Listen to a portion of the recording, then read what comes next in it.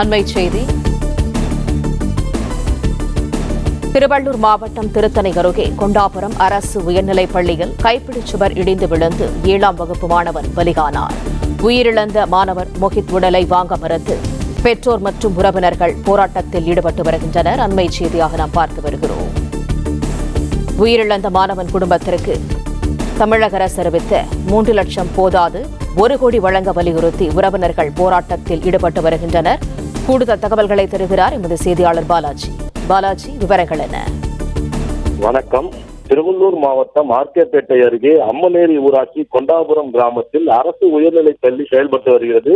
இதில் 100க்கும் மேற்பட்ட மாணவ மாணவிகள் படித்து வருகின்றனர். இப்பள்ளியில் அதே கிராமத்தைச் சேர்ந்த சரத்குமார் என்பவர் மகன் மோஹித் 7ஆம் வகுப்பு படித்து வந்தார்.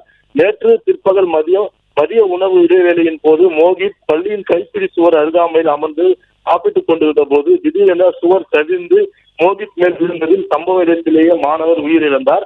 அவரது உடலை திருத்தணி அரசு மருத்துவமனைக்கு பிரேத பரிசோதனைக்காக அனுப்பி வைத்தனர். சம்பவம் தொடர்பாக திருத்தணி அரசு மருத்துவமனையில் திருத்தணி எம்எல்ஏ சந்திரன் மாணவனின் உறவினர்களிடம் பேச்சுவார்த்தையில் ஈடுபட்டு வருகிறார். பேச்சுவார்த்தையில் மாவட்ட ஆட்சியர் நேரில் வந்து குடும்பத்தை சந்தித்து விசாரிக்க வேண்டும், மாணவன் குடும்பத்திற்கு 1 கோடி ரூபாய் நிதி உதவி வழங்க வேண்டும் எனவும், குடும்பத்தில் ஒருவருக்கு அரசு வேலை வழங்கினால் மட்டுமே சடலத்தை வாங்குவோம் என்று மாணவனின் உறவினர்கள் போராட்டத்தில் ஈடுபட்டு வருகின்றனர். தற்போது இந்த போராட்டத்தில் திருத்தணி சட்டமன்ற உறுப்பினர் சந்திரன் பேச்சுவார்த்தையில் ஈடுபட்டு வருகின்றார். இதனால் அப்பகுதியில் பதற்றமான சூழ்நிலை காணப்பட்டு வருவதால் 100க்கும் மேற்பட்ட காவல்துறையினர் பாதுகாப்பு பணியில் ஈடுபடுத்தப்பட்டுள்ளனர்.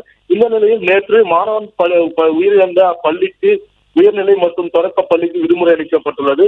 தொடர்ந்து இந்த பேச்சுவார்த்தை சமரசம் எட்டப்படாததால் உறவினர்களும் பெற்றோரும் தொடர்ந்து போராட்டத்தில் ஈடுபட்டு சடலத்தை வாங்க மறுத்து வருகின்றனர்.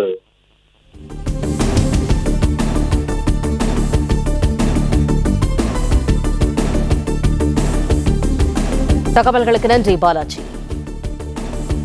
பிளே ஸ்டோர் மற்றும் ஆப் ஸ்டோரில் இருந்து பாலிமர் செயலியை QR கோடு மூலம் பதிவிறக்கம் செய்யுங்கள். செய்திகளை உடனுக்குடன் பெறுங்கள்.